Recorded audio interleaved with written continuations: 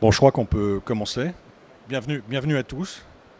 Je suis Paul van der Schoren, le modérateur de ce panel.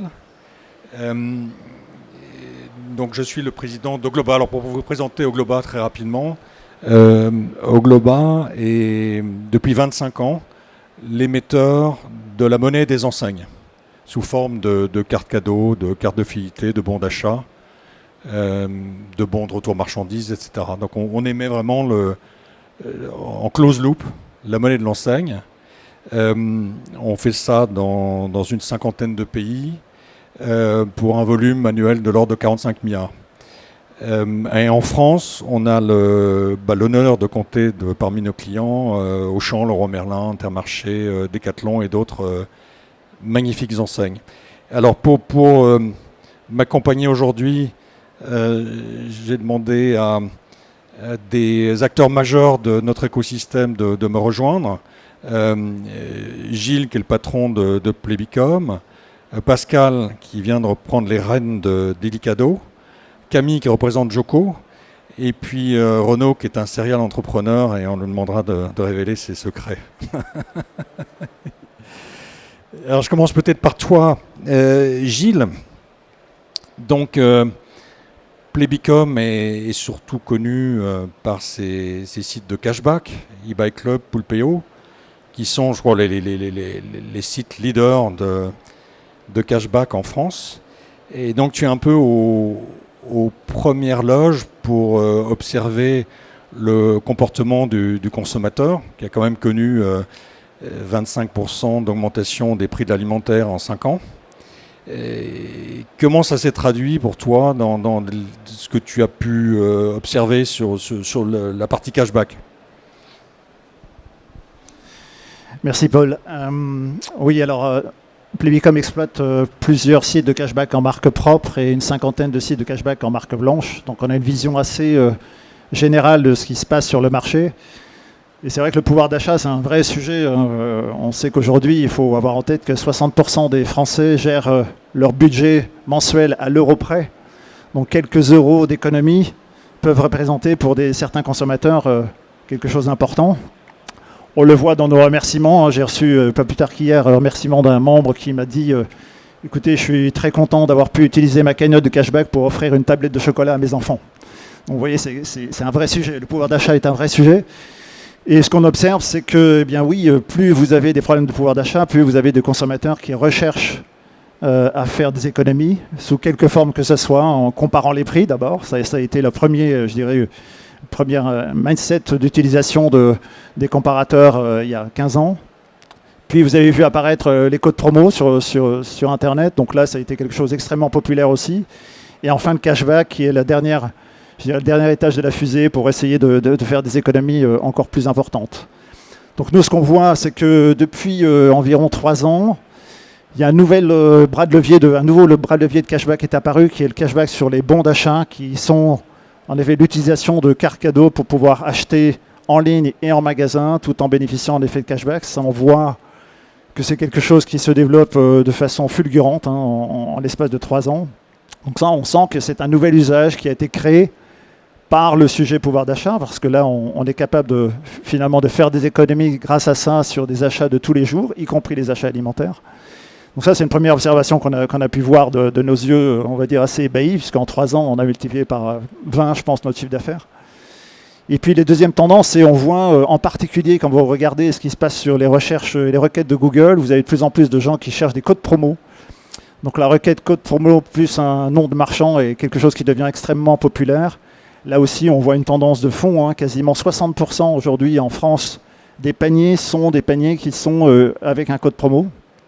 Donc, et encore, on est à 60% en France, on est à 90% aux États-Unis. Donc ça donne une idée de cette promophilie, appelons-la comme ça, qui règne sur Internet pour rechercher à tout prix finalement des codes promo ou du cashback.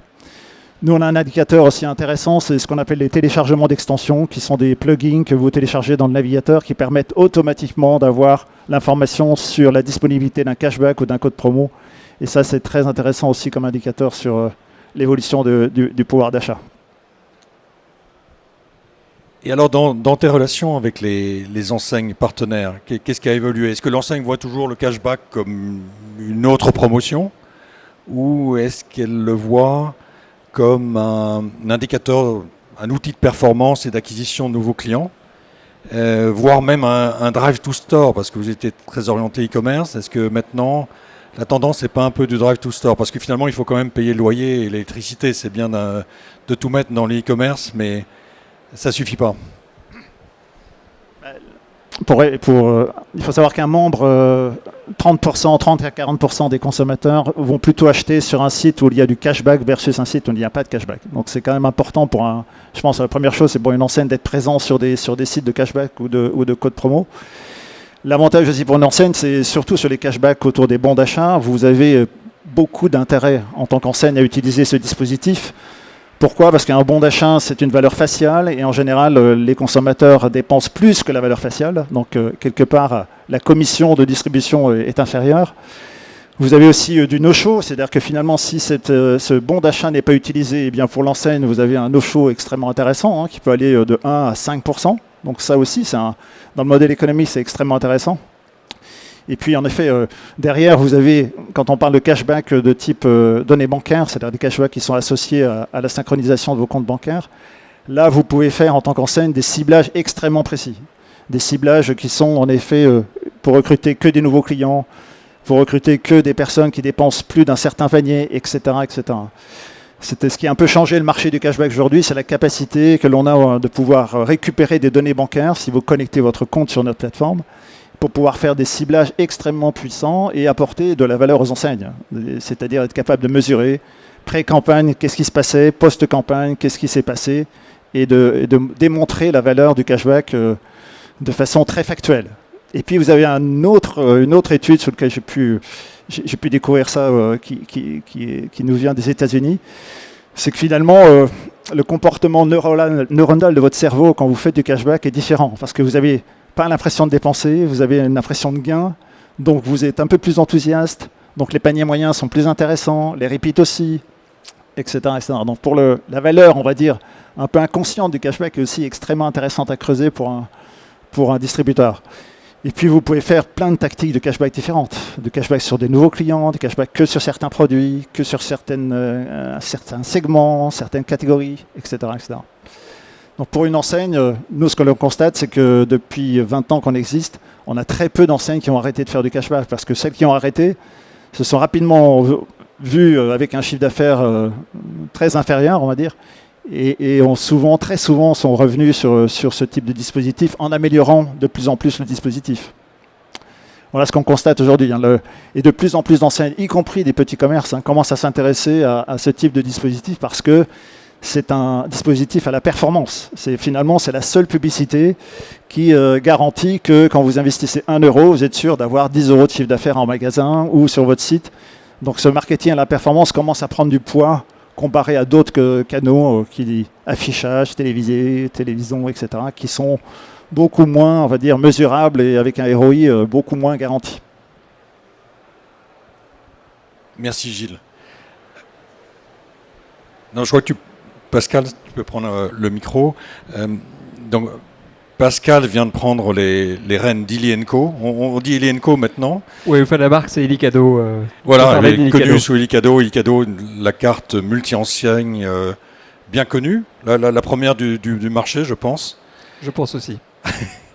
Qui est distribuée à la fois en B2C, en surface de vente, et en B2B, et on en parlera. Comment avez-vous réussi à faire évoluer le produit, à le moderniser ? Alors, déjà, le produit en lui-même était, il y a une vingtaine d'années, quand il est sorti, une forme d'évolution du marché, puisque à l'époque, c'était les chèques qui permettaient d'avoir accès aux cadeaux, ce qui présentait pas mal d'inconvénients. Le fait de digitaliser le processus au travers d'une carte, ça a présenté plein d'avantages. Ça permet de dépenser à l'euro près, ça permet finalement de l'accepter aussi facilement dans les différents points de vente. Voilà. Et donc effectivement, comme tu l'as dit, Illy Cadeau, c'est à la fois une carte cadeau qui est disponible à l'achat en distribution. Et donc là, pour le distributeur, eh ben, ça crée une destination cadeau. D'accord, comme la marque est connue, et ben finalement on voit des consommateurs qui veulent faire un cadeau, qui vont acheter cette carte dans la distribution. Et puis elle est offerte, et c'est notre chance, aussi beaucoup par les entreprises à leurs salariés, puisque la carte cadeau bénéficie d'un dispositif fiscal et social avantageux. Voilà. Et donc finalement on a 30% de nos clients qui viennent au travers de l'achat en distribution, et 70% qui viennent au travers des CSE. Voilà. Et en quoi on innove ? Et ben en fait, on innove en suivant finalement les tendances de consommation, en essayant de les anticiper, en digitalisant nos processus, en s'intégrant dans le e-commerce. Et c'est comme ça finalement qu'on a réussi à développer la marque telle qu'elle est aujourd'hui, et à distribuer 7 millions de cartes par an. Voilà, ce qui est le cas aujourd'hui. Alors quand tu dis distribuer 7 millions de cartes par an, j'ai cru comprendre que vous avez trouvé un relais de croissance important dans le B2B, en vous adressant aux organes représentatifs des salariés, au CSE. Pour le CSE aujourd'hui, c'est juste un moyen d'optimiser son budget ou de simplifier sa gestion, ou est-ce qu'ils ont trouvé le moyen d'améliorer l'expérience client et d'offrir de la satisfaction aux salariés ? Alors non, je pense que c'est pas juste un moyen d'optimiser leur budget. Je pense que on a la chance de travailler sur un produit qui est très émotionnel, finalement. Tu parlais tout à l'heure, Gilles, de la nécessité des Français finalement de bien gérer leur budget, d'aller chercher des bons plans. Ça, c'est vrai quand on achète la carte pour soi-même. Nous, on a la chance que généralement, on n'achète pas une carte cadeau pour soi, parce que sinon on achète directement le bien. On achète la carte cadeau pour l'offrir.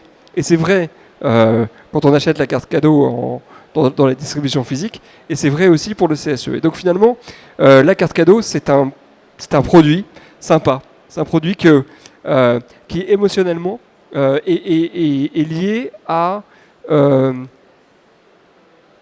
au fait de faire plaisir. De se faire plaisir, ou de faire plaisir à ses enfants, à ses amis. Et c'est systématiquement lié à cette notion de plaisir. Et donc je pense qu'on est dans des logiques de consommation qui sont assez différentes, et nous on est vraiment liés au cadeau. Formidable. Merci Pascal.